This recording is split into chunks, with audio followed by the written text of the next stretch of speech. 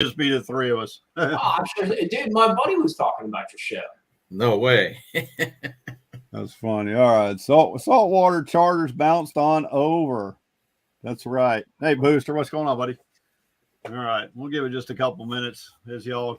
Hey, if y'all are popping in here, just bounce over and see. Let us know if you can see the three of us. That'd be Mike and Dave and myself. Small water charters. I know that guy. What's up, man? Yeah, we jumped kind of on the saltwater side as well. We add in Hooked on Saltwater, and I know he's hanging out over there with us on that channel too, which is cool. Very cool. Yeah, you hey, guys Kelly, how's it going? The coast where you get both audiences, dude. I think that's one of the funniest part about Headwaters, dude. A lot of these northern guys come out and they go out there and they're like, "What the hell are these inshore boats doing out here?" Yeah. Dude, a lot of us. I mean, I don't do it, but a lot of guys I know, freaking, they'll be on the intercoastal and then they'll be on Headwaters jump like the next day. You know? Yeah, they'll jump over. Yep. Inshore boats, I've seen some look like they're dag near 42 footers. Man. It's amazing some of the size boats I've seen out there. Hey, Ken, how's it going, buddy? There was one here out in Highlands, dude. Before out on Lake June, that he had 3 freaking Verado 300s on like a 25, 28 footer, and he dropped it into the normal one, and he was zooming back and forth across. I'm like, dude, you ain't got enough space for that boat, dude.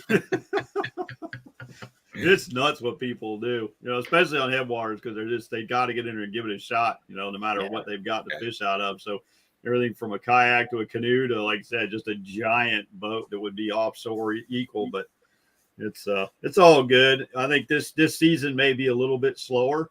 I think the road to Headwaters is one factor. You know how bad that road is going in. They haven't been grading it. Yeah, they supposedly grade it twice a week, but I don't know about that. Yeah, as soon as they do, though, everybody runs 80 miles an hour and just messes it right back up, or we get a rain and then it just washboards right back out. So, we probably shouldn't tell them the big trick is actually the worst part of that road is the first eighth of a mile. Yeah. And once you get through that, you're usually okay. But a lot of guys will start going down that and they're like, "The hell with this, dude! I'm turning around."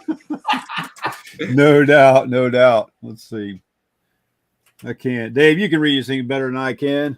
Hey, that's one of the winners of our contest, I think. It just popped in there. Give it one more minute there, Mike.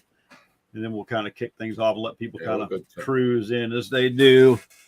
Hey, Carlos, how's it going, bud? Astrophysicist guy is, dude. He's a little higher level. He is the Hooked on Headwaters science guy. All right. Really? We're doing a show with him. Should be on next week about the cut. I'm giving it's a preview about the color of top water. Does it make a difference? And this guy's the smartest guy that I know. Bone. Yep.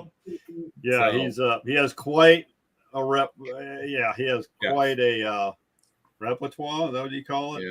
Yeah. NASA scientist, retired colonel, astronaut trainer, the science guy. You got Carlos. He caught. You guys? I'm sure saw that video. Yep. Carlos with the Big Easy and that 13-pounder with Captain Shane, dude. Yep. Oh, that'll stick. All right. So, hey, guys. All right. Hey, welcome everybody that's popping on here. We really appreciate y'all coming on here. We were super, super fortunate to catch Mike when he just got one day of downtime and he wound up giving it to us, which is really appreciated.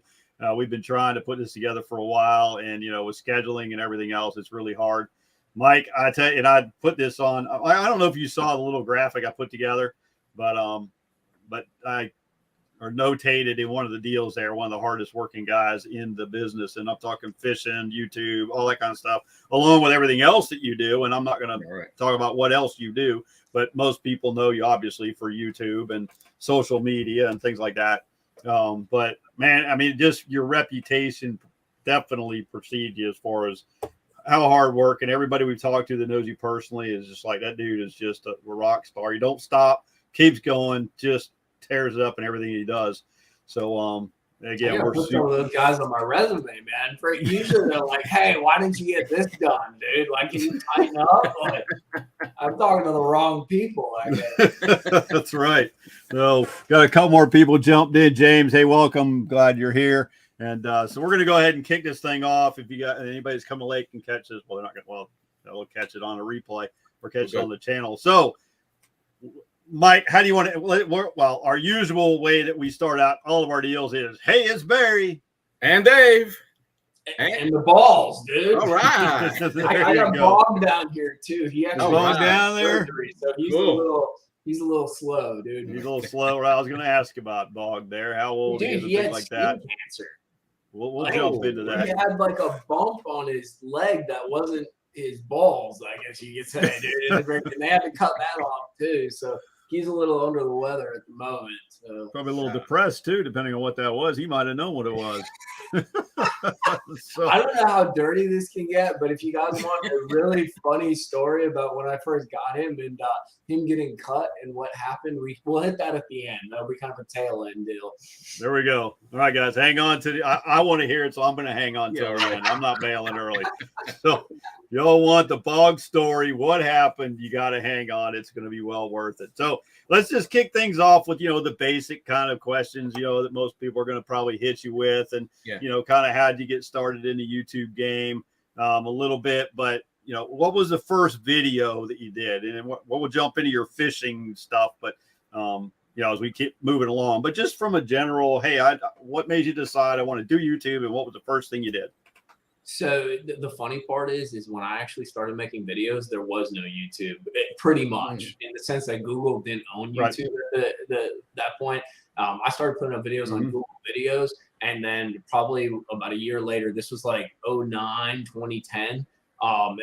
They bought YouTube, so I actually transitioned my content over to YouTube. But originally, man, I'm not like astrophysicist guy, like science guy, but I do recognize the value of data in fishing. And I recognize that early on, maybe not to the level like Major League Baseball, like move 3 feet to the left. But what I was looking for is a way to collect data about fishing in a lazy way. I was writing these like fishing logs and things like that. And I don't mind writing, but it takes forever. And I felt like I was never rendering what was actually happening on the water, rendering the experience that I had on the water. And it just wasn't accessible either. Like I'd go back and read my log and be like, whatever, I don't understand. I'm not like really capitalizing, So I started with a little Sony mini DV camera. They used to have tapes, and you literally have to feed the footage in your computer and capture it. It was so old school, dude. Wow.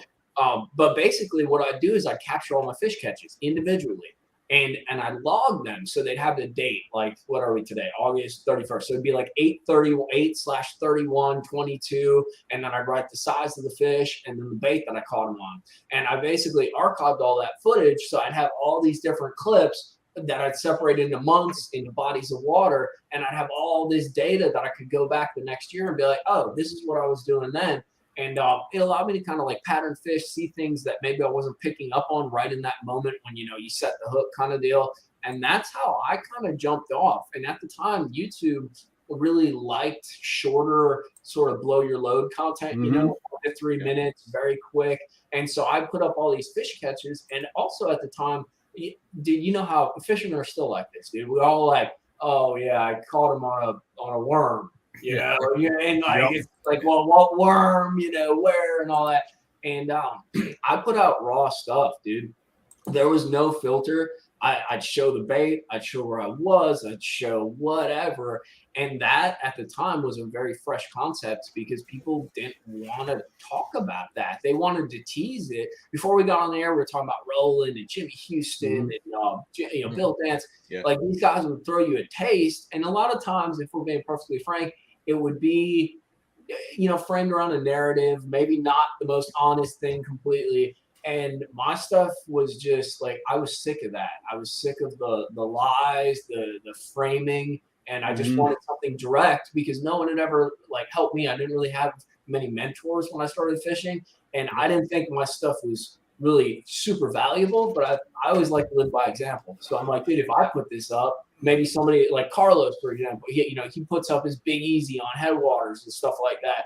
Like the more people putting that content, the more access us as fishermen using, I hate this word, dude, but it frames it best. The fisherman community would have access to kind of this information and be able to kind of stratify through, see what's good, see what they could draw from, what had value to them, maybe regionally, whatever. And that was kind of the framing that started off all the video stuff I was doing. Yeah, right on. Good night. Man, you were driven. Dave, you got a follow-up question to that? I think we're good now. All right, folks, thanks for joining. If you want a lesson in what to do. You asked, not me. You asked the question, not me. I do have a little philosophy. Like, I was an angry kid, man. I'm like, I had a chip on my shoulder. I'm like, why do these guys get to post all this stuff? Like, what value do they have? And really, the internet, it really, like, for instance, your podcast, dude. Like, you guys are like down to earth, like talking about Headwaters, but the reality is, like, we're not very important. Like, we're a bunch of guys that love to fish, and like, this platform has allowed our voices to kind of get out there. And whether people like it or not, like, that's their call, dude. Like, it is what it is. Right. But in the end, this is our platform, and you can take advantage of that and put what you have out there and see if it sticks. Yeah, it is kind of the great equalizer. It gives everybody an equal opportunity to go out there and get whatever content they're into. They can present it, and like you said, if people dig it, cool. They'll follow along. And I think it's a great platform, and I'm a big advocate of.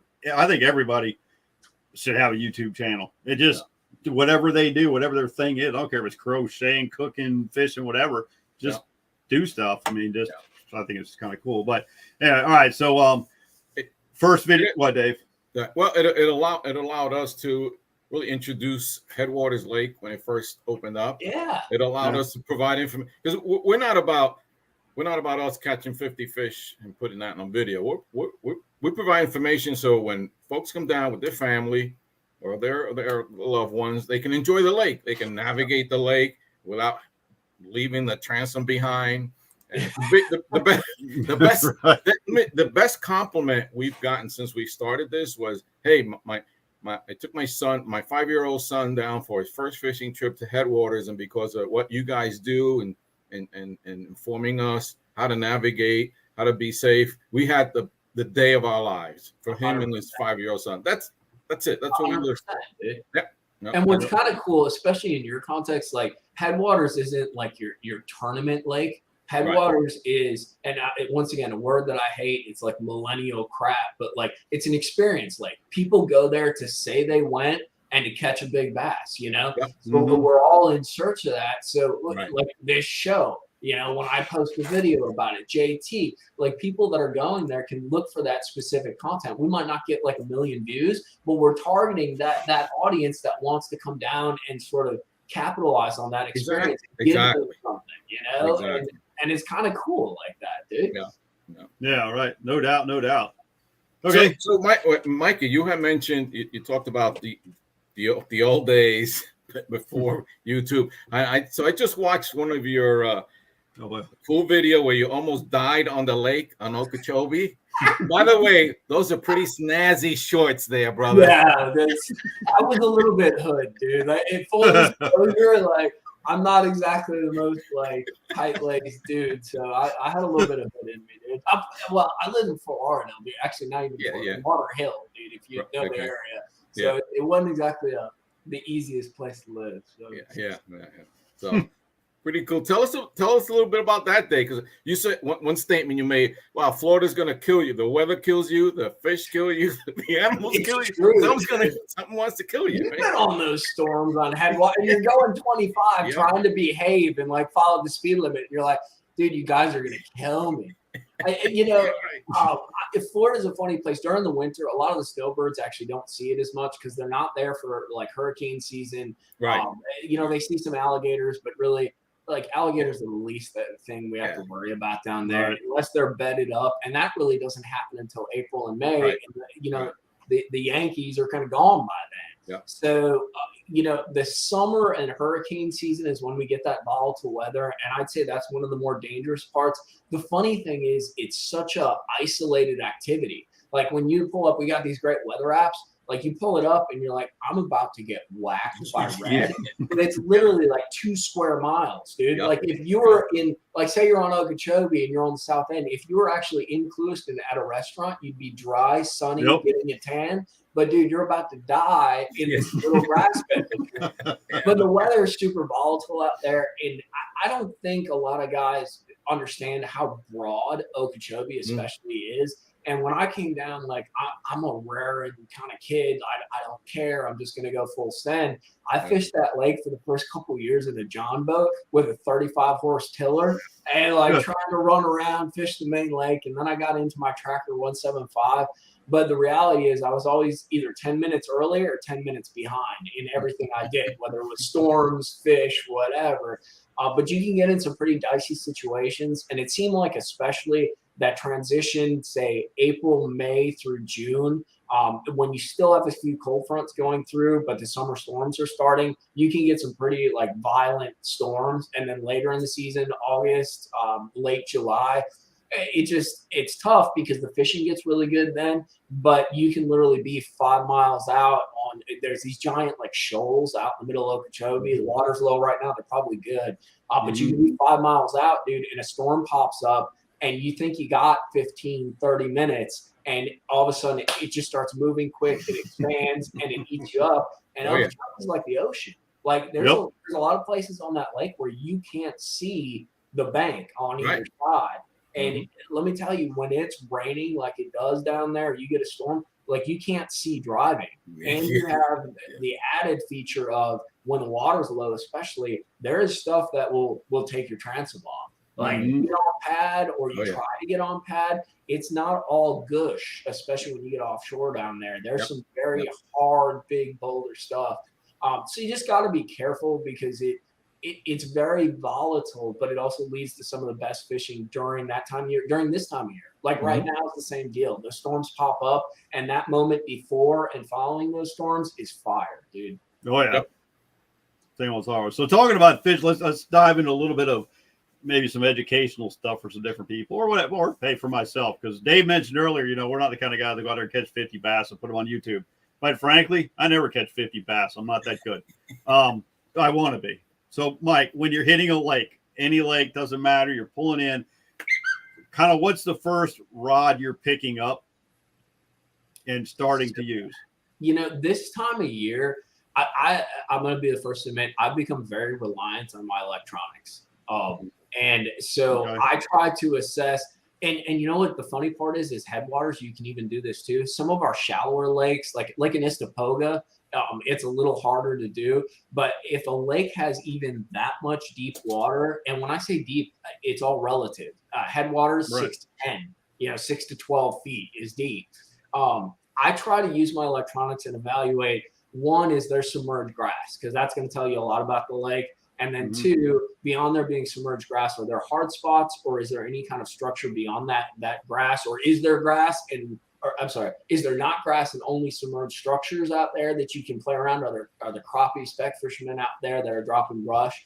So I try to identify, do I need to grind it out shallow, or are there opportunities to fish isolated structures or offshore structures with my electronics where I can actually look and see if the fish are there without even fishing? And that's kind of the first step I've used. And I've expanded that in Alabama because I've become so reliant on that. And even with the active target, forward-facing sonar, it's amazing you can see fish as shallow as you can. So what I try to do, because I'm really about being efficient, I really try to use my electronics to kind of take the first step for me instead of me having to wet a line for 2-3 hours to get a feel for what the fish are doing.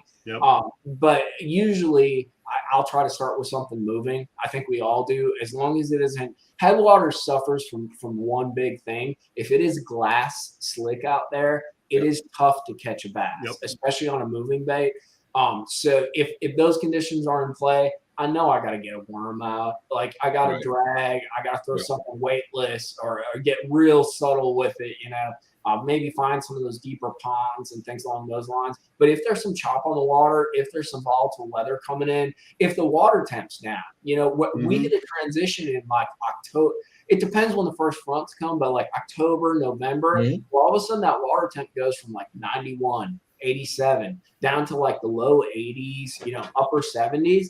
And dude, it's fire. Even if so then you can go to those moving baits immediately. But this time of year, if there's chop, I'll pull out chatterbait, super standard, maybe a trap, just something to try to find some fish. But then we all have our juice. And I don't mind dragging a worm as long as it's either like gigantic or weird or something different. Otherwise, punching, flipping, those fish are kind of packed into some of that heavy cover. So I just try to use things. I try to take signals from the lake, understand basically how the lake is set up, how I can hedge some of the things I already know. And then, if things get tough, I go to what I know works and I just put my head down, dude. Right on. So what do you figure I know most of us, a lot of us have an absolute confidence bait. If you're just like, you're like, I just know I'm going to get fish on this bait. On Headwaters this time of year, Headwaters is a weird place because it has gotten tougher, but there's something about those fish where they're keyed into top water. Even though it's getting beat up, like that big easy, like Carlos does, you might not get a bite for like 2 hours midday, but all of a sudden like 2 will blow up on it randomly in like one head, and they're bigs. That popping frog is pretty stout out there as well. I like flipping, but there are days like you got to know when to put it down. Like that's really the trick, because it's a grind style bite anyways. But dude, if you don't get a bite flipping for 3 hours, you got to put that thing down and get out that frog or get out that big easy and start buzzing around just to find some fish that are halfway active. But Headwaters is its own little system, it's its own little deal. If I was looking at something like Okeechobee, that chatterbait, that popping frog, I'd try to maybe get under the surface a little bit more because they're not as responsive to that top water. They can be. But I just try to keep it moving. It's one thing I learned in Alabama in covering water. It's not about the fish being there. It's about finding fish that will actually eat your offering, as JT would say. Because there's fish all over that damn place, dude. There's what did they put in there? Like 3 million freaking fish or something like that. Yeah, it was 1 million bass, 300,000 bluegill, 300,000 specks, and 300,000 reddy or something like that. So they're there, dude. Oh yeah. Finding the ones that'll actually eat your deal, that's kind of the trick, and that's where that moving bait stuff it works. Now that's not to say, I always lost tournaments to the old man throwing either a devil's horse or a ribbon tail worm because they just throw it all day long and they whack them. But I can't live my life like that, dude. Right, no doubt. So let's talk a little bit about, since you're kind of all over the place. What's your favorite lakes out there? The ones that you really are like, wow, this lake is just something special. I really like Headwaters. I really like Stickmarsh. This year, Stickmarsh was a great lake in winter. I would say even better than Headwaters to an extent. I had a lot of fun out there catching numbers and that, but it's a parking lot though.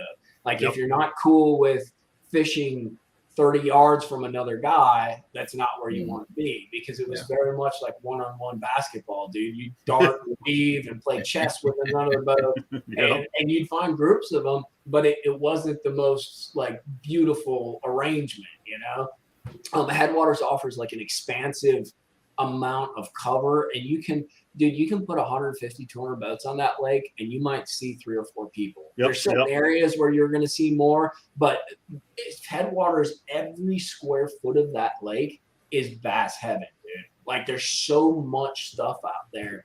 I love, my parents live over in Highlands County in Lake Placid. I fish Sebring, Lake Placid area. I like that because it offers a different sort of style of fishing than what you find in Florida. And it's cool too. There's a lot of canals. I really enjoy sight fishing. So especially as we hit those winter months, there's a lot of opportunities to drop into a lake, spend an hour, hour and a half, troll around in some canals, look for that biggest fish in the lake that's on the bed, try to catch her, get a picture, put her back. I'm a big fan of Toho, dude. I went to Toho this past year, and I fished. Literally, I think the last time I fished Toho was like 6 years ago, prior to, and it didn't have all that hydrilla that's out there. Non-existent, dude. So Toho is really kind of at a high point. The Harris chain has been showing off for, God, what is it now? Like 5 years, and it used to be a mud hole, dude. So it's amazing how these lakes in Florida kind of work on cycles, you know. So I try to be versatile, and I'll be honest with you guys, I fail a lot more than I succeed because I'm always looking for a video. I'm looking to learn something, try something different. So I've dropped in on many a lake that you have never seen a video from because one, I didn't figure them out. Two, maybe it just sucked. It was the wrong lake to be on. So I get on Google Maps and I troll around, dude. I'm like, what's within an hour and a half of where I'm at right now, and what kind of fits, at least according to Google Maps, some interest that I have. Is there clear water? Do I have an opportunity to fish offshore? Does it look like there's grass on there that's set up right according to the Google Maps deal? And I'll tell you a trick that's really cool with Google Maps. If you actually download Google Earth, you have the ability to go back in time to various satellite photos. So if you're down there and you pull up Google Maps and say it's August, well, you can go back to August like 2 or 3 Augusts ago. Or if you're coming down in January and you want to see what Toho looks like in January, you're not restricted just to what that Google Maps satellite imagery is for right now. You can go back in time and look at that and get an idea. It's not always the same because the biggest dynamic in Florida is how the grass grows, and it changes every year. But you have the opportunity to do some pre-fishing using some of these technologies that we have available. Yeah. And you can do that. You can do that for Headwaters. Go back in time and actually go back to where they started digging the trenches and the canals. And let it out. Delete, rewind, delete. That's it. How about around the rest of the country, Mike? I know we're kind of focused here a lot on Headwaters, but if I was going to take a trip somewhere, out of the state, is there a lake that you would be like, hey, you really need to check this one out or that one out because it's really a cool place? There's one that has really nestled into my heart, and I kind of tease the girl about moving over there, and that's Lanier. I really like fishing Gunnersville. I love Pickwick. I'm not the best at the river fishing, but I've learned a lot. It's amazing how time is putting time in on the water is such a strong point, and you learn in sort of plateaus and peaks. Like I sucked when I got up here. I'm not gonna lie, dude. I was like a blind kid running around in a room, just crashing into stuff. Every once in a while, I'd find my lunch bag, and it was great. But like half the other time, dude, I didn't know where nothing was. I didn't know how to do things. And I finally started to get comfortable up here and understand some of that. But I've been to Lanier, I think maybe 3 times for like 4 or 5 days each time. Yeah. And it's one of the coolest lakes. Now I get a little bit of help. A good friend of mine, Tim from Hammond's Fishing Center over in I don't even know where it is. I think it's Forsyth, Georgia. He kind of throws me a bone when I go over there because I help to run the Gambler Free tournaments. But you want to talk about like a cool fishery from shallow to deep, largemouth. I have this romance with spotted bass. They are so freaking cool, but YouTube hates that kind of content. I don't know why, but I love catching them, and they're big, dude. Like there's so many 2.5 to 4 pound like spots in that lake, and they will smoke you, dude, because you're fishing with lighter line. It's just a lot of fun where you can catch. I love catching numbers because it helps to indicate what's happening. I'll catch 22 pounders all day long, dude. It's fun, 22 pounders, my goodness, those are 22 pounders. Oh no, I won't be talking to you guys. You got to be in a bigger house. I'm just messing with you. but you get a lot of bites. There's a lot of things you can throw a glide bait there, go catch largemouth. Here's the funny part too. I like catching big fish. There's no doubt about it. But I like catching numbers. And one of the things I actually didn't know about Lanier is the wealth of big largemouth it has. So 2 years ago, not this past year, but the year before, we hit it during the spawn. And dude, when I tell you I saw 3 fish in a matter of 4 days over 9 pounds on beds or swimming around beds, I'm not lying. And there is nothing like seeing a fish in 6 feet of water that's like as big as your arm, dude. like going, hey, bro, what are you up to up there? And it was just amazing. Like a fishery that has so many spotted bass and is renowned for that would also have this component of giant freaking largemouth that are catchable. I wasn't able to catch the 9s. I caught 1.7 off the bed, but it's just a cool fishery and it fits me. I think the other thing that we have to think about, guys come to Florida to grass fish. They're into it. Like that's their juice. I love grass fishing, but I've also done it for years upon years. So I'm always looking for that next thing to learn, to understand. And Lanier really provides that. And right now, that's sort of the fad that I'm into, I guess you could say. Yeah, right. Yeah, I've been on that lake. It is a beautiful lake. Dude, it's gorgeous. Yeah. Oh, yeah. Absolutely. Yeah, my sister and brother-in-law lived up there, and for a while, went up and visited and paddleboarded it, kayaked it, fished it, and just had a blast. It was really, really cool. So, that's one thing I've enjoyed up here. I'm not gonna lie, like in Sebring area, Highlands County, I can actually swim in those lakes. But I love this is once again millennial garbage. My biggest thing is I'm happy on the water, and it sounds so lame. Like if I'm not catching fish, I don't care, but it's true. Like if I'm on a lake, I am a better version of myself. And one of the things that I really enjoy doing is going swimming, doing a little snorkeling and that. But that is hard to do on a lot of our Florida lakes. So I like how this is kind of being up here has opened up that opportunity to do more stuff on the lake beyond just fishing. Like you can be out there, you can idle, you can go swimming and just enjoy that experience. And that means a lot to me, dude. Yep, I can totally relate on that. I think a lot of people relate to that. There's a certain amount of us that as soon as you hit the water, everything just goes away. Doesn't matter. That, bro. Therapeutic. I know that's the case for Dave because he gets on his kayak and the whole world just disappears. Every stress goes away, and it's just you can breathe. You just feel like you can breathe. You're not feeling choked up like the rest. Life is just on you all the time. So, yeah, very cool. Hey, let's do Dave. You can read the comments, right? Yeah. Before we move there, I want to take 30 seconds and make an announcement about an organization that's near and dear to me. I'm a vet. So we have the Veterans Fishing Organization, and they provide trips for disabled veterans and includes guys with PTSD. They do fishing trips and wildlife excursions. Really, really cool company. No cost to the vets. So they're having a fundraiser. So it's a raffle. It's a really, really cool event. So the event includes 1 day fishing with JT Kenny on Headwaters Lake, all day with JT Kenny, a 2-night stay at the Davis House Inn, one of our channel sponsors, 2 nights, and you get $500 for food and gas. That is a pretty nice deal. Again, this is a fundraiser for the vets. So if you want more information about that, how to get your raffle tickets, check them out at vfohome.org. Again, that's vfohome.org. You can contact Barry or I. We'll give you more information. The deadlines for the raffle tickets or purchasing the tickets are October 31st. So a great organization. They'll be in our area. Go support them. I encourage you. I'll be buying my tickets. I just want to give guys a little warning about that, though.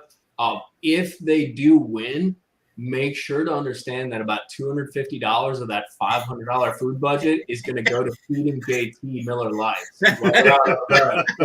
Just an FYI, bring some extra cash, or bring your own case of beer because it's going to eat up the food budget, dude. And there's more information on our Facebook page as well if you guys want to check out our Facebook group page. Again, contact Barry or I, and we'll provide you more information. Yep. Right. You'll have a good time. I tell you, have a good time with JT. He's a nut, no doubt.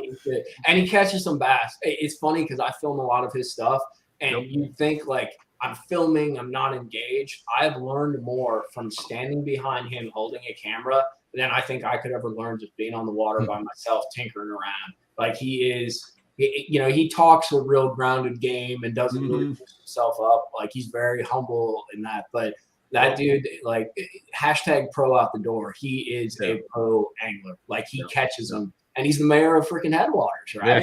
Yeah. Absolutely. Yep. Yeah. We've hung out with JT more than a few times. So super guy, no doubt. So Cool. All right. Hey, the address, the URL is up there on the screen, guys. So take a quick look at that one more time before I pull that away. We're going to go back to the comments. Dave, if you don't mind, would you, if anybody has any questions for Mike, throw them out there real quick. We don't want to keep Mike too much longer here. Yeah. We appreciate the time he's put in. Right. So, and we appreciate all the comments that have come in. Some great comments that you guys have posted. Thank you all. Yep. So, hey, all right. Here's the science guy, Mikey. Can you see that one? I do. Ken. All right, Ken. What you got, buddy? So, what are you talking about? The astrophysicist one? Yeah. All right. So, what's your process when starting out on a lake that you haven't been to in a while, assuming you don't have any specific info on where to go? So, one thing I'll be honest with you, and I think astrophysicist guy can relate. I never go to a lake that I don't know anything about in the sense of what's going on. I might make a few calls to get an idea of kind of where things are at. The other thing that I'll do too is a lot of guys will call their buddy for like specific information about X or Y lake. For me, a lot of times it's more Florida. I divide Florida into 3 different chunks, right? You got South Florida, Central Florida, and then North Central / North Florida. My belief is all those lakes are generally operating on the same sort of schedule. So if I know, what's a good example? If I know, actually Headwaters is a great example. So if I know fish are betting on Kissimmee in that, I bet you they're probably betting on Headwaters, or they might have been betting a little bit beforehand, because it's a little bit more south. It's on the coast. The weather's a little more stable. It gets a little warmer. So what I'll try to do is get a general idea of what's happening in that section or that region seasonally. And then based upon that, I do have a lot of experience, years upon years, just like you guys. So I understand some general sort of templates for what's happening based upon that seasonal deal. So I'll try to get a feel for that, and then I'll go out there and look. It's really easy in spring because you can get up in the grass, and if you see beds or if you see fish cruising, dude, they're staging. They're moving up. They're trying to do their thing. It's all about signals and data for me. Water temp, moon phases. I'm not a big moon phase believer after the spawn, but definitely going into the spawn or the bluegill spawn, you can play that game. In the end, though, you got to go fishing when you go fishing, right? But there's a lot of data that you can grab that isn't specifically about the lake you're going to, but relates to it, that you can draw sort of starting off points from. And then I've always been a firm believer that I might not catch the biggest bass in Florida, but at least on the shallow water lakes, there's like 3 or 4 rods that you can have tied up and go to those lakes and catch fish and then expand from there. Kind of like we were talking about at the beginning, popping frog or a walking frog, a chatterbait, maybe a spinnerbait, chatterbait, depending on what you prefer. In winter, a freaking trap. Late summer, midsummer when they're schooling, a trap kills it. You always have that stick bait, an ace, gambler fat ace on a 3/16, maybe a quarter, depending. There's some definite template baits that you can have that'll allow you to fish kind of where you need to be based upon those seasonal patterns. So that's kind of how I approach in general those Florida lakes. Obviously, if we're talking about fishing offshore, it gets a lot more granular. But there's a season for that. Once again, if they're seasonally or the window that you're fishing is dead of summer, post spawn, there's going to be some fish on brush piles on Kissimmee, on the lakes, around Highlands and Sebring. So then you get out your more ledge or structure oriented type baits, and then you go out there and send it. And if you don't catch nothing, you turn your ass around and go back to the grass and do what you're doing in early spring, Okay. Ken, you better be happy with that answer. I'm sure you wrote all that down too. Ken's over there. It works every time, 60% of the time. That's it. Who's up next there? Somebody else have a question for Mike? Carlos. Carlos had a question in there. What is the condition factor that he keeps moving? Sorry, that he gives more importance to? I guess he being you. Really, it's that seasonal thing. Because, dude, the reality is in Florida, if it's pre-spawn, spawn, or right after the post-spawn, there's literally one place those fish are going to be. They're going to be from the outside of the grass line in. Exceptions to that, dealing with Toho and some of those lakes that have more offshore grass, like Harris and that, you'll have fish that'll actually spawn offshore. So it gets a little bit hairy there. But the reality is there's still large groups of fish that are going to be on that line. Okeechobee, one of the reasons Okeechobee used to be so good is the grass lines were so extensive. You'd have your outside, you'd have your in-between, if you will, and then you'd have your inside line. And basically, you would just play through those. Pre-spawn, they're outside to just inside. During the spawn or staging, they're in that middle ground. And then they would spawn on the inside or right on that middle ground. And then they'd flush on out or hang around for that spawn, that shad spawn a little bit, but they were flushing out. Back to that outside line, we'd flip them jigs and stuff. So really being tuned into what's happening. This past winter was a great example. I came down in December. Well, December is a spawn, right? Like that's what's happening. It's early spawn season. Well, dude, it was 90 freaking degrees, dude, all through December. Yep. Them fish were still doing summer stuff. I was catching fish offshore, on brush, on offshore grass. It was like it was August, man, like September. And so really being clued into what's happening seasonally, maybe the weather, I guess, would be a good example. But you can really draw that from, your buddies, what they're seeing, your weather, and then your basic water temps. Don't get too hooked on water temps in Florida, because when those fish want to spawn, they're going to spawn, dude. I don't care if it's like 71, 78, like you'd be surprised. They just go. But yeah, figuring out that where they're at seasonally in general will save you. It'll X out a lot of water. So one more question. This is really interesting. This is from Paul. He's a kayaking. Paul and I, we're kayakers. But he just purchased himself a nice little Ranger boat. So congratulations. So now this is an interesting question. Have you realized this guy just bought a boat, Paul? Yeah. Do you see Paul Lopato? Have you fished with a co-angler? If so, do you give? Sorry, this keeps moving. If so, do you ever give the co-angler an opportunity to fish from the bow? So this is an interesting question. This is where honesty is going to frame me up to be a total dickhead, dude. So if I'm fun fishing, I could care less. And that's mainly what I do now. I shoot the videos. I go out there to have fun, figure something out, learn. My buddy will be up front with me. My only stipulation is, dude, like if you get near me with like something with treble hooks or hit me with anything, your ass is in the back of the boat, and I don't know if I'm gonna let you cast anymore. So I get a little weird with that because I don't want to get hooked. But other than that, now I just fish with whoever up front. I could care less. Plus, I got a new boat. It's much bigger than the boat that I had. It's a lot more comfortable, and that's a big deal. However, if I'm being totally honest, when I used to fish the BFLs and fish a lot of tournaments that were not team related, they were angler, co-angler. I would box my co-anglers out in a lot of situations. If I'm being totally honest, because a lot of the bites, I got a couple second places in BFLs, and those were 100% related to fishing very isolated, tight targets. I think they're mats for the most part. And so it was all about like putting your bait in this one specific place, keeping it there for 1 to 2 minutes, maybe, slowly lifting the bait. And in those situations, I felt, if I'm being honest, I had found the fish. I had paid the extra money to be on the front of the boat. The co-angler was in a situation where they had access to water around me, but I felt like I needed to put myself in the best position to win. So I would really focus and not make any adaptation for that co-angler. How do you, let's see, you want to be nice about it, but at the same time, like you gotta try to win. I'm always conflicted. When I first started fishing the BFLs, I was in that Tracker 175. And I don't know if you guys watched that video, but I talked about one of the things that pissed me off with tournaments.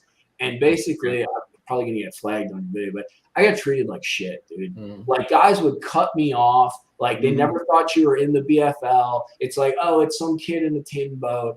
And it really frustrated me. I didn't need to be treated special. I didn't need just a little bit of common sense and respect, I guess, is all I was looking for. There were situations, literally, I would have the one power pole I had on my little tracker. I'd be power pulled down. There'd be a dude who pulled right in front of me. Like I wasn't even there. And when that stuff happened, I got a little more hard-headed about like just drive, like winning is the key. You know, like you get after it, you put yourself in the best position to win and catch the fish, because otherwise what's going to happen is people around you are going to screw you. So I did kind of take that to some of my co-angler practices. I always try to put them in a position where they were able to fish in that. But I would fish for me. There's no doubt. But you need to do it. You need to explain it to maybe your co-angler. Dialogue and conversation is always important, and communicating. But I am one who believes that, dude, if you're in the front of the boat during BFL, it's because you paid for it. You put yourself in that position. So you're either going to win, lose, or fail based upon the actions you take and the position you put yourself in. That's more than reasonable, though, under those circumstances, for sure. Like I say, if you're just out there for fun, that's totally different. I totally get the self-preservation point of view. You know, if you got a hook near me, back in a boat, dude. Yeah, that makes sense. Probation, man. I put Barry in back of the boat all the time. It works. Where I live. It works for me. It works for me. Yeah, and then he takes the hooks off my lure, so I'm just Yeah, throwing but you a gotta body. watch out, dude. When they start catching them out of the back of the boat on you, that's when you lose your damn mind. You're like, what am I doing? The wheels come off. It's all downhill. That's my wife right there. She sits back there silently, just real quiet. And all of a sudden, you just kind of know something's going on because you just sense it, and you look back, and the pole's doubled over, and she's just kind of real. You got one? She's like, oh, yeah, I think I got another one. Yeah, that's the way it is. It's a blast every time it happens, anyway. So, all right, guys. I was to say we don't want to keep Mike here any longer. I'm for hanging out, man. I got my work pretty much done. I got one project after this. I'm down for whatever you guys want to do. Anybody else have any questions here specifically for Mike, or anything in general? You know, if you just have a question. You know, what's Mike's favorite when you're out? What's Mike like to eat for dinner when he goes out? You know, what kind of restaurants you looking for? Seafood, steak? Are you the closet vegetarian? You know, I'm not a closet vegetarian, but I'm pretty bad about food. I eat like salads and chicken all the time, and like I'm not gonna lie, dude. The one thing that I do, I don't want to be critical of guys in Florida, but I think they're not as careful about it as they need to be. But eating a lot of heavy stuff on the water takes a toll on your day. I'm like a protein bar hydrate guy. And my naughty thing I do is I drink a Coke Zero to get a little caffeinated and keep it rolling. But I think a lot of guys would be surprised how much they hit that midday point. And one, not eating isn't good. And two, eating crap or eating something with a lot of sodium, you're going to fall out, dude, by 2 o'clock. And I don't know about a lot of the guys in the comments and that, but if I go out, dude, it's my time. So I will be out there from sun up till sundown unless I get stormed off, and there will be nothing that will stand in my way. And it just, for me personally, having that protein bar, being very simple about what I eat on the water, allows me to stay focused, not feel like garbage, and keep after it. Because Florida's a game, dude. Like, you get dehydrated, and a lot of guys don't, even during the winter, they don't recognize that, and it will slow you down and hurt your focus. Yeah. Barry and I spoke about this earlier, where we like the packaged tuna, great protein. That's a great idea. Yeah. With crackers. Yep. Sodium crackers. That's it. That makes it's a great meal. It fills you. You get protein, and then you're on your way. It's a quick meal. So exactly. Yeah. Something simple, dude. You just gotta watch out for the sodium, because the sodium will break you out there, dude. Yeah, no doubt. Dave, you spot any more questions? Let's see. John here sent one. Mike, when's the time this fall? I can't remember. When's the time this fall for frog rat fishing at Gunnersville? What's the best area? What area? So what time and what area? It's actually started already. I haven't been out there. I'm actually going to be taking a trip up to Wisconsin, so I'm basically not going to fish Gunnersville until like October, which kind of sucks. But the frog fishing's already started. Usually when we start getting some of those first fronts is when it really starts to fire off. Right now, it's still probably a grind out there. So I would say watch the weather, but late September, the fronts have been coming earlier. I think last year was like October 20th, October 15th. Ironically, it's going to be like perfect timing. There's a Toyota Series Championship up here, and it's probably going to be absolutely stupid, dude. But basically that time, and me personally, when it comes to the frog fishing, there are some areas on the lower end of the lake that are good, but they're more spread out. So you'll find yourself frog fishing, fishing a jerkbait, fishing an A-rig, and kind of hopping in between. If you really just want to focus on that grass stuff, the midsection of the lake from waterfront, which is Guntersville Tackling Outdoors, the extension, the boat ramp right there, probably all the way up to what we call the Miracle Mile, BB Comer Bridge. There is so much grass out there, you will not get bored. Like you can just keep going, focusing on that frog, focusing on that big weight, or even flipping kind of like a lighter stick bait around those grass clumps. But that mid to upper lake section is really the juice for that kind of stuff. Okay. Hey, you mentioned a rat there. Somebody, the frog and something. I think rat was the other one. Have you fished the rat lures there much and found them to be worthy of time on the end of your rod? Are you talking about the ones with the open hooks? That's the new rat ones, the bigger rat ones. I haven't, dude. I think when it comes to the floating ones, they'll eat a hot dog on the top if you're in the right place. You know? Right. But those open hook ones, it's not a problem, but it's kind of, there's a bunch of eelgrass in Guntersville. So basically what happens is whenever it rains, it washes that eelgrass off the bank, and it's all in the river and all that. Gotcha. Fishing open hook lures gets very challenging. So I really don't. I haven't. Have you tried it? No. It's just funny to see, you walk down the aisle of any given no-name big tackle store, and now you're starting, you see the crazy looking rats, you see the snakes, you see the big spiders that are tarantula size. It's kind of like, what else can we sell to the guys out there that are fishing this year? So they're having to really get kind of ducks, baby ducks, all this. And they may, I'm sure bass, the bass will eat that kind of stuff, but just from a lure standpoint, seems a little bit outlandish to me there to go that far. I think, but that's just me, It highlights the kind of the interesting divergence of fishing. Like Dave, you talk about your kayak angler, right? You know, in the past 5 to 7 years, we've seen a lot of fishing go in a lot of different directions. The BPT tour, not doing weigh-ins, but doing numbers of fish, and weighing them on the water.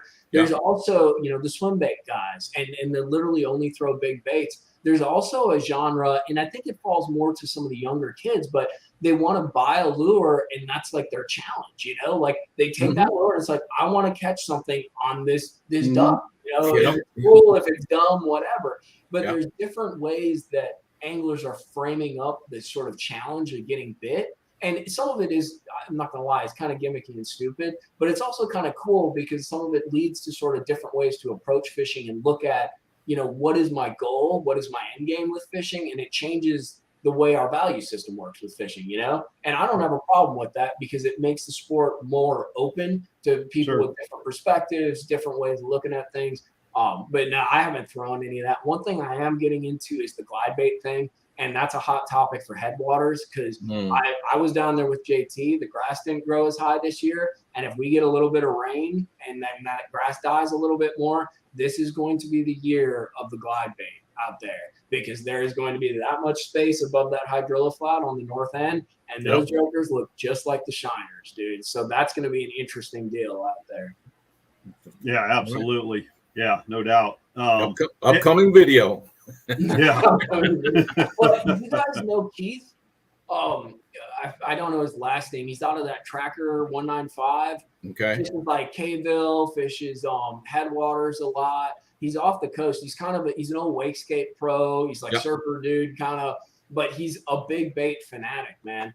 Check him out on Instagram. It's Keith97 or something.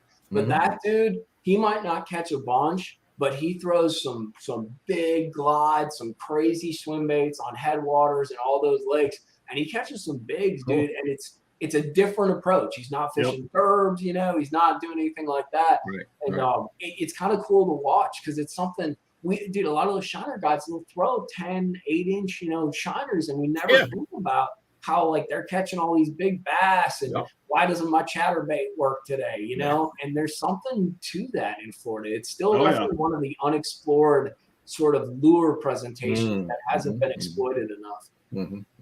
Definitely. Good one. You got anything else up there, Dave? Here's one. Oh, here's one from David. Which lake would you suggest for Central Florida now? right now, it's not even a specific lake. I'd suggest fishing windows. I hate to be that guy that says go out in the morning and go out in the evening or after it rains, but that is true right now. When I was in Florida, it was pretty tough. Even on some of my deep water stuff where I have it pretty dialed in. But me and JT found that the evenings on Headwaters were better. Mornings on Stick Marsh were better. And after that rain was really key. The only caveat I would throw to that is there's something that happens in Florida, and it was just starting when I was down there. But you hit like late August, but I think since everything's behind, it's going to be more September, October. So dead flat, 2:00 in the afternoon, those fish start schooling, and whether they do it on top or like 10 foot underwater, there's like a schooling bite. But it's all about chasing bait, using your forward-facing sonar, and it can be very like hero or zero kind of deal. But definitely rely on your electronics because these fish get more. Somebody taught me a word that I should have known years ago. They get more pelagic in like basically September, October, and then they kind of go back to structure. So that means basically they chase bait more. So you can literally find bait. There's one place in freaking in Sebring on Placid. I literally caught. Well, I lost like 32 pounds, and it was because the bait was there. I went back 3 times, and there was never a freaking fish there. So like they were there, they were doing their thing, and they were gone. And it was all like a moment because they were chasing bait, and that was just kind of the start of it. But it was a midday thing. That's one way you can catch them like dead of the day. Yeah, Tony will attest to that, Dave. When he was out with Frank last, they were on Stick March. Exactly what you're saying, Mike. Afternoon, schooled up, chasing bait, and they were just knocking them out left and right, and then they were just gone. So. But 10 to 12 sucks. Like it's bizarre, dude. Like it like goes to like 9:30, 10 o'clock. It's like, and then all of a sudden like dead flat, and it's weird because it's almost better if it's dead flat.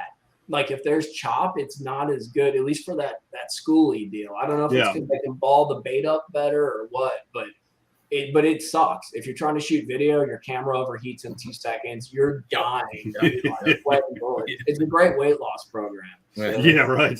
Yeah, no, Headwaters definitely has proved itself to do very good on those little bit windier days where you got wind pushing through, blow throughs, and that just seems to be the ticket for some really hot multiple fish days. Dave's been on that more than once. Yeah, I get it. I still get a kick out of it. We were filming one day, and Dave's in his kayak, and I'm in the boat trying to keep up with him, catching fish while the wind's whipping me around. You got the camera in one hand, you got the trolling motor remote in the other, and you're trying to look through the camera. It was fun. Yeah, it was a challenge filming that day, but Dave knows for sure. We had one spot there that water was just blowing through, and he's just throwing right to it and just hammering them one after another.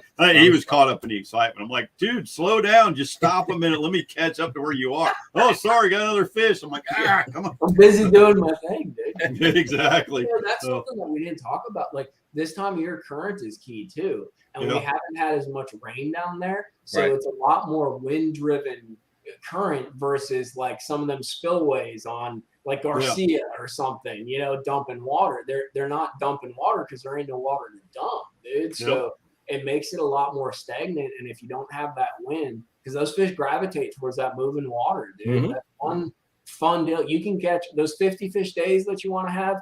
I think some of the only times I've ever had 50 fish days is on like a spillway, like on Okeechobee or something, dude. And like that gate is open and you throw your deal up in there and something's bumping you every time, whether it's a bass or not, I don't know, but it keeps you clued in really quick. No, for sure. Anybody else got any questions there? Well, I think we answered there was a question about, I think Mike answered this one. Bank fishing and what's the best time to do it. I know when I first started fishing that area, I fished Stick Marsh from the bank. It was early morning. Yeah, from the bank, and you can, if you walk around that Stick Marsh parking area, that first bridge that faces to the left, that faces Headwaters, there's a lot of good fishing in and around there. The construction is finished there on the east side, so you can fish their entire bank. So I think mornings would be the best time for bank fishing. Well, and those bank guys have access to stuff that we don't have access to. Like, I know everybody wants to fish Stick Marsh and Headwaters, but all those canals and stuff, like that's virgin territory, dude. Yep. And then fish move back and forth. There's little like sewer grates and stuff. So like there's fish all over that deal. And there's a lot less pressure on some of those canals. You got to be careful stepping around because it's easy to fall in on some of them steep banks. But be open-minded, dude. Yeah. No. Yep. No doubt. So this will be the last question, and we'll wrap up. Any relationship between tilapia and bass?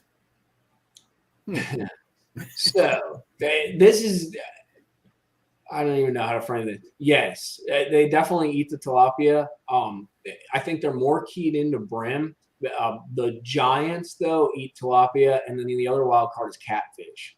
There's been some giant fish caught with catfish in their gullets. I'll be totally honest. Back in the day, I tried to figure out the tilapia bedding bite.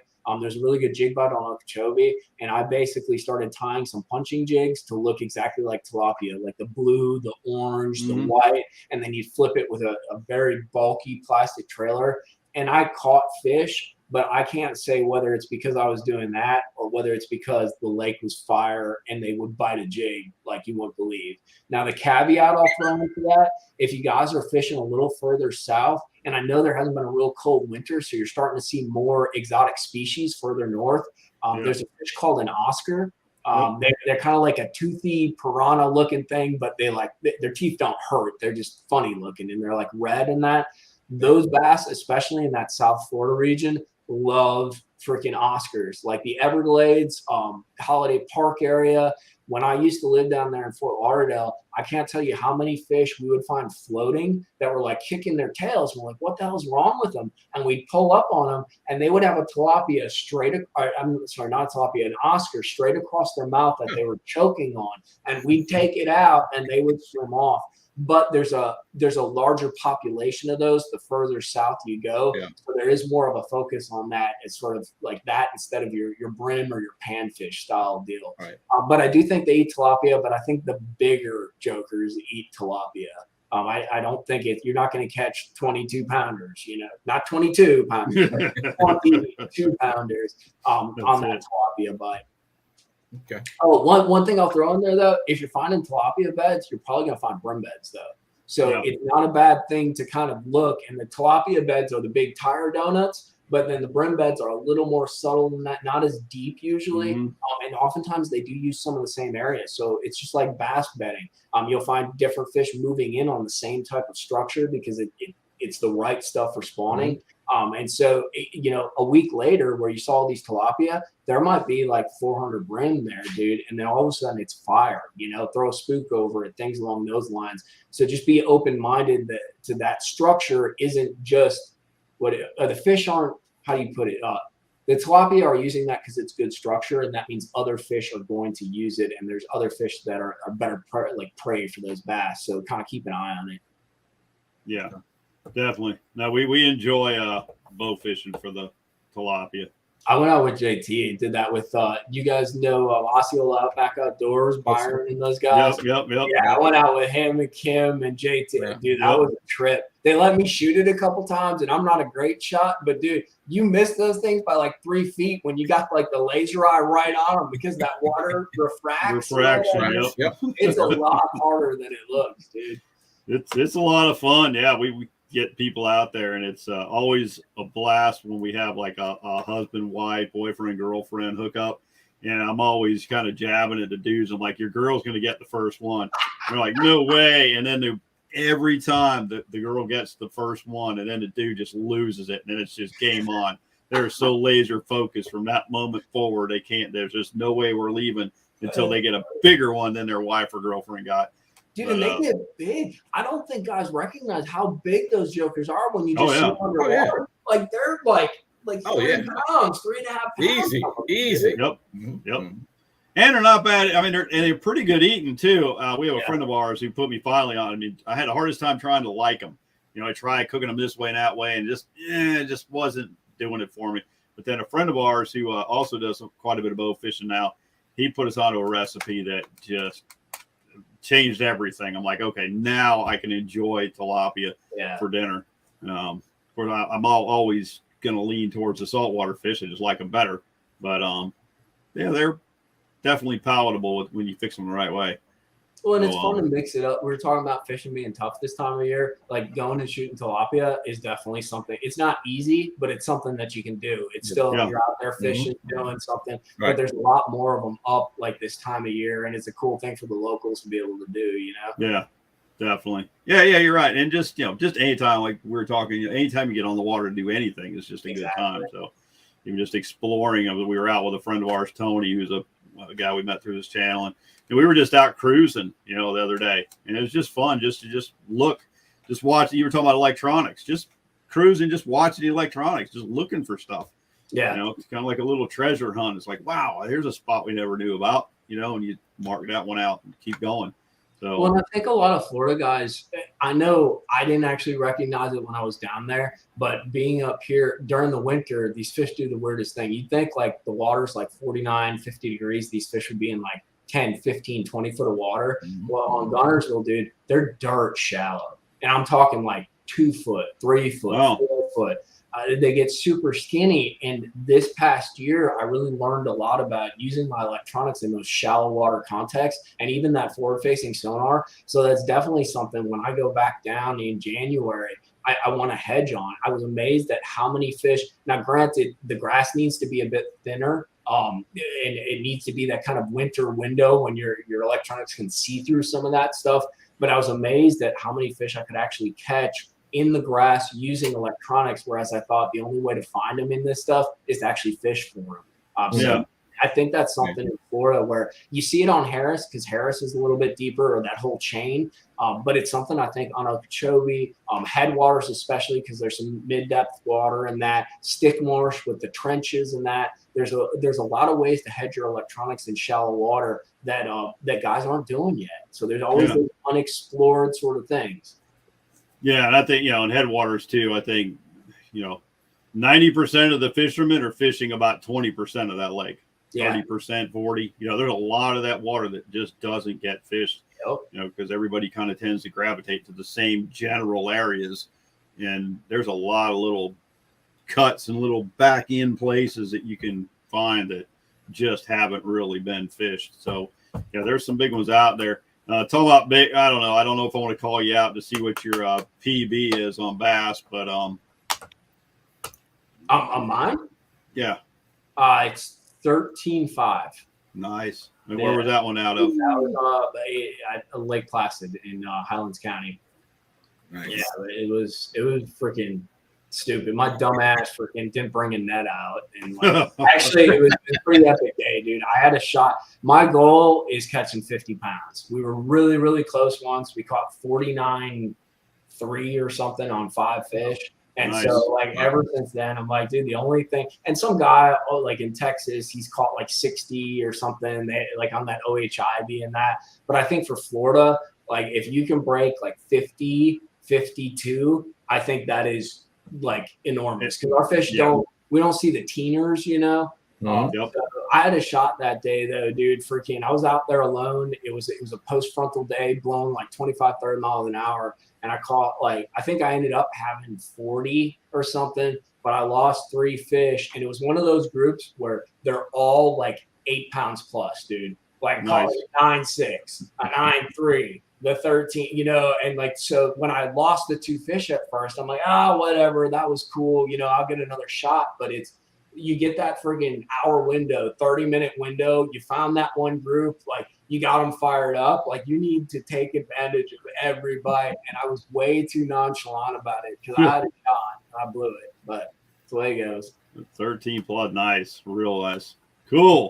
All right, one for 212. We held all these folks here. They didn't really care about what we've talked about for the last hour. What they were really waiting for was the Bog story. Oh God, I forgot about that. All right, so it's and this is a trigger warning or whatever. It's not too filthy, but I always enjoyed it because I love my dog and he's kind of a doofus. So Bog is from a rescue. We got him from basically the dog pound down in Lee County, down in Fort Myers. And what they do with the dog pound is when you get the dog, they make you cut his balls off. Like they got to get neutered or whatever it's called. And so we went down, we saw the dog, and I'm like, and of course I'm screwing myself on money. They had like a $25 Saturday deal or something. And I'm like, you know what? I got to wait. I need to ask my mom and get her down there and see if she's comfortable with the dog because she watches them sometimes. Yeah. So I come back on Monday and she loves the dog. She's like, I'm comfortable with him. He's very submissive, whatever. And I'm like, cool, let's pull the trigger. So I end up having to pay $75 for this joker. I'm like, Jesus, So they go and they chop them up and whatever, and you pick them up 24 hours later. So I go and pick this joker up 24 hours later, and they basically like take out his things, Yeah. And so pick him up, and before he had this nice dangly thing as he walked, he'd go like boom, ba-dome, and I'm like, that's the coolest thing because I never had a dog with balls, Yeah. And so pick him up, and dude's like, kind of sedated, whatever. We bring him home, and his area down there gets gigantic and black and blue. And when I say gigantic, I mean like 2 fists, dude. Like gigantic. Like this blue balls, this dog made my boat look freaking green. He had so he's got a giant blue. And it was the funniest thing because the dog actually sits. He's not doing it right now. I'm not a yoga guy, but the girl told me it's called downward dog. And basically your legs go behind you. So his legs would go behind him, and then that thing would be just sticking out the back. And dude, it's like the size of an apple. And I'm like, how are you comfortable? It's just the craziest looking thing and he would just sleep and snore and not think anything of it. And I'm like, oh, because they have a really high pain tolerance and that. Yep. And a lot of those guys fight them dogs and that. So like 3 days later, I'm like, this is the coolest thing, but I don't think this is healthy. I think there might be a problem here. So finally, I took them back in because basically they give you free treatment for that first week in case there's any issues. Mm-hmm. They're like, yeah, dog has a blood clot down there, and that's what's causing this. Meds, whatever. And it was sad, but basically I gave him the meds, everything deswelled, and now he has nothing down there. And I, to be honest with you, it sounds sick, but I thought it was the coolest, funniest looking thing ever, dude. And I kind of it was black and blue, and the dude acted like there was nothing wrong with it. He would just walk around, he'd sit on those things, he'd just squat down, it would pop out his back, so that's the story of Dog. He's a trooper though, man. He comes out when it's super hot out. He loves to go fishing, and what's really interesting about him, I'm not some crazy doggy whatever. Yeah. But if you have the opportunity to get a dog from the rescue and that, there's a bunch of ones they kill there. Dogs. I love these pits. They're the most loyal, clownish, doofus, but protective of you and their area like you would ever meet. And he went from when we first picked him up, I put him in the car and he shook. I'm talking like little child, like definitely scared. First time I ever took him fishing, put him in the front seat of the truck, dude is just shaking. And we have gone from that point to if I go fishing and he hears my truck start up, this dude will be howling at the door as I drive away because I can't take him in the summer because it's too hot. He's a loyal fishing dog, loves to see that rod bow up and that. He is a companion, and I will be sad when he's gone, but I will get another from a rescue and replace him or whatever. But I've tried to give him a good life, and I think he's really kind of fallen in love. They're very much in tune to what their quote unquote masters enjoy, and this dog is taking on everything that I love, and he embraces it, and that's so cool. Deal. So cool. Yeah, definitely. It's cool to see you out there with them. It just adds a whole nother dynamic to what you're doing on the water. You just have that extra. In this case, Bog on the boat with you. It's just cool to see that interaction going on. I had this really hot chick come up to me at the boat ramp, and she's like, "Hey, are you Mikey?" And I'm like, "Yeah." And she's like, "Where's the dog?" And I'm like, "What about me? Like let's talk. Come on." That's how it is. We walk around our neighborhood with our dogs. Nobody gives a darn about us. They're just like, "Hey, Tilly," and it's like, I'm living wrong, bro, but whatever. I'll just send it. Right on. Did anybody else have any last questions there just before we bail here? Dave, you see any going across there? Well, just some good comments. Okay. Yeah. Okay.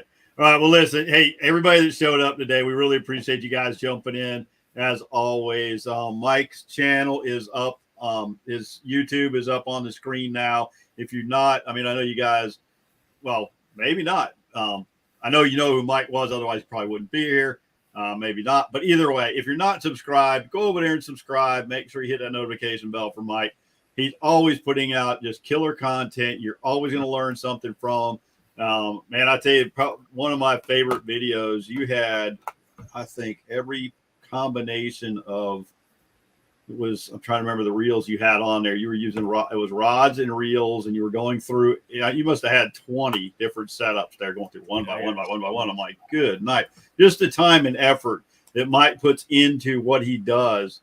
I mean, it's just great value. It's worth your time. You're not going to walk away from a video that Mike puts out there and feel like that's 20 minutes I'll never get back. You're going to go, that's 20 minutes well spent that I learned something and I'm going to be able to take to the water with me. That's how I feel when I watch your videos, Mike. And I'm not just blowing sunshine. I seriously mean that. I really appreciate it. I really do. Dude, I shaved, so I don't got my little midnight shadow. We missed that. Dude, to be honest with you, I'm just trying to share my experience and what I love doing, because I never had somebody to kind of like give me the right direction. I'm not saying what I'm doing is the right direction, but I think if we all put, like we were talking about, we all put our stuff out there, people are going to find what they need, draw things from what they need, and we will effectuate anglers that we've never even met before. That's right. That's a pretty cool deal, dude. Yeah, absolutely. Without question. No doubts. And Mike, again, thank you for taking the time to hang with us. Always. We got to do it again, dude. We got to do it when I'm down there. Right. Right. We'll do that. Maybe we'll do a where's Mike this week or this month type of deal. We'll catch you on some crazy lake somewhere, or maybe some spot that nobody's ever heard of, and we'll check in with you. And I'd love so you can show it around. So Dave, you got any closing statements there? Nothing. I wish the dog still had blue balls, dude. Yeah. I miss them things, bro. That's it. But I'll be back down in Florida in January. I got a bunch of Florida content coming that I'm editing. If you guys want to check it out, and I appreciate all the support on the channel. It's a fun thing that I do, and I do it because I love fishing. And so if you enjoy that and you want to try to learn something, I'm not saying I know it all, but I try to honestly depict and put out there the things that I know. Sometimes it's to my own detriment because my spots get eaten up or something but it's a part of the process, dude. We all want to get better at our craft, get better at this game. And so I think part of my role is to throw what I can out there on the plate and see what people pick up. Yeah, exactly. No one lays it out better than you, Mikey. I appreciate that. That process you have in laying it all out, making it simple for all of us. We really appreciate it. Thank you. I appreciate that, man. All right, guys. I guess we're going to wrap it up by just with one final shout out to one of our sponsors there, Davis House Inn. If you're coming to Florida, you're going to stay at Headwaters. Make sure you check out Davis House Inn. You see that on all of our videos. You'll find it in the description of all our videos. They're right on the water in Sebastian. If you're looking for a place to stay, big rooms, comfortable rooms. If you got a boat, they've got a hookup for electricity to charge your batteries, hose to wash your boat down. It's you can walk down to Captain Hiram's, Captain Butcher's, a whole bunch of restaurants, lots of live music and bands and all kinds of. It's just a great place. So check them out, Davis House Inn. They will take care of you. Mentioned Hooked on Headwaters, and Kyle will give you a discount as well. So definitely check those guys out. We appreciate them. And might as well go ahead and give a quick shout out to Jim and Tammy as well. Blue Cypress Lake, real quick. Have you fished Blue Cypress, Mike? I have never been on Blue Cypress. That is the one lake that I would recommend to you if you want to step back in time. I'm telling you, you go on that lake and you can just picture the Indians back in the day set up on the shores of this lake. It is the most beautiful lake in Florida, without question. It's just an experience of its own, just because it's a natural lake and there's nothing else like it. But is that a dirt road lake, or is that? I think that's across the street from Kenansville, right? It's off of 60, and it's not that far from Headwaters. It's about maybe 35 minutes from Headwaters. Okay. And they have cabins there. You can pull your boat. They got a deck out back. You pull your boat up, leave it overnight right in the water. Walk out with coffee, step down your boat, and go. Same thing with those guys. Blue Blue Cypress Lakeside Cabins. Get hold of Jim and Tammy. They are just beyond gracious when it comes to being, host of that place and owning it. They take care of everything you need. Just great little rooms and just a blast to hang around with those guys. And Jim's a good guy to get information about what's going on in the lake as far as the fish and a little inside info. But I tell you, that is one stop you've got to put on your bucket list just because of its sheer beauty. The only thing you have to watch out for, you knock into enough trees, you may wind up with a snake in your boat. That's right. Trees have bass. I'm down for it, dude. Yep.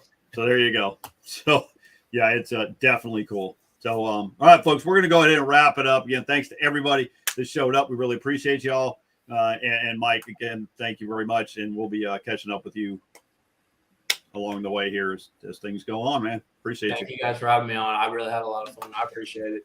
Cool. All right. Give up Boggs a big pat on the back for us. A gentle pat. He's broken right now. Oh, that's right. Yeah. Okay. All right, everybody. Take it easy. Take care. We'll see you next time. God bless.